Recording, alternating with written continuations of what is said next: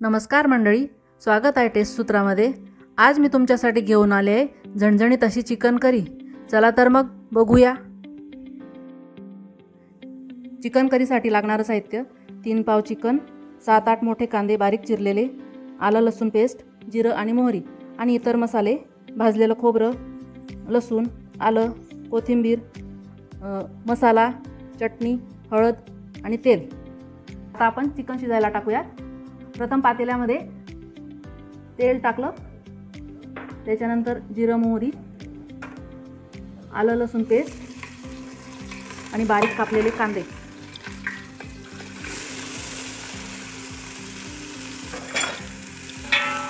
थोडेसे हलवून घ्यायचे। त्यानंतर लगेच त्याच्यात चिकन टाकूया धुतलेलं। मी आधीच धुवून ठेवलेलं होतं ते।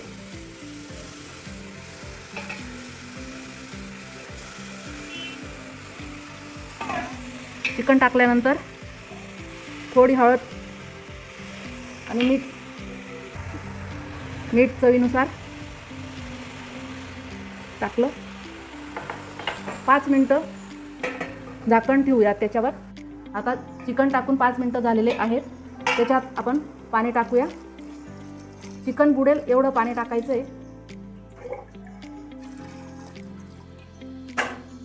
त्यानंतर असं मिक्स करून घ्यायचं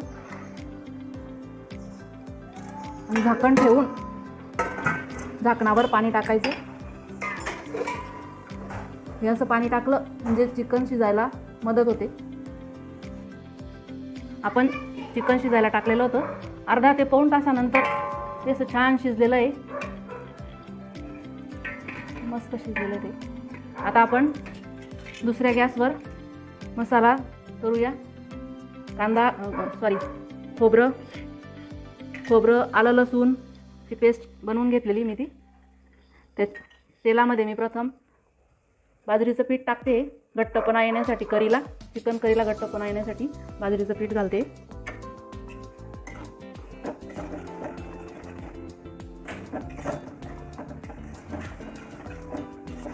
बाजरीचं पीठ आता छान लालबुंद भाजलं गेलं आहे ते तेलामध्ये। त्यानंतर मी आता खोबरं, आलं लसूण ची पेस्ट करून घेतलेली आहे, कोथिंबीर, हे असं छान भाजून घ्यायचं तेल सुटेपर्यंत।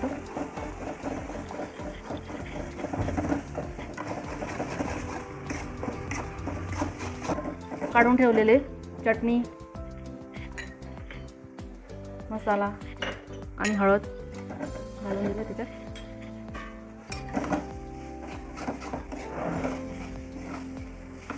थोडं कोरडं वाटतंय म्हणून मी थोडंसं अजून तेल घातलं त्याच्यात।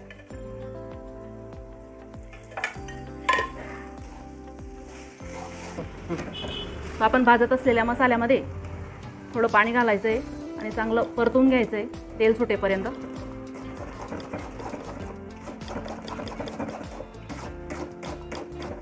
बघा किती छान तेल सुटलेलं आहे, मसाला खाली चिटकत नाही आहे। 5 मिनिटात आपण तो आता चिकन शिजवलेलं आहे त्याच्यात टाकायचं आहे। परतलेला मसाला आपण आता ते शिजवलेल्या चिकनमध्ये घालूया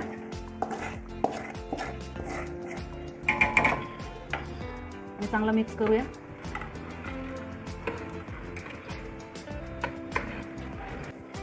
एका बाजूला गॅसवर गरम करायला पाणी ठेवलेलं होतं।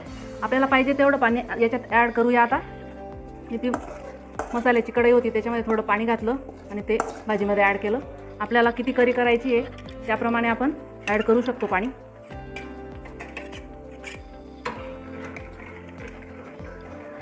आपल्याला पाहिजे तेवढं पाणी टाकून मीठ घालूया। वरून कोथिंबीर घालूया आणि थोडी उकळी येऊ द्यायची। आता किती छान भाजी दिसते। 10 ते 15 मिनिटं उकळल्यानंतर आपली रेस्टॉरंट स्टाईल चिकन करी तयार झाली। रेसिपी आवडली तर नक्की ट्राय करून बघा। आवडल्यास लाईक, कमेंट, शेअर करा आणि सबस्क्राईब पण करा। धन्यवाद।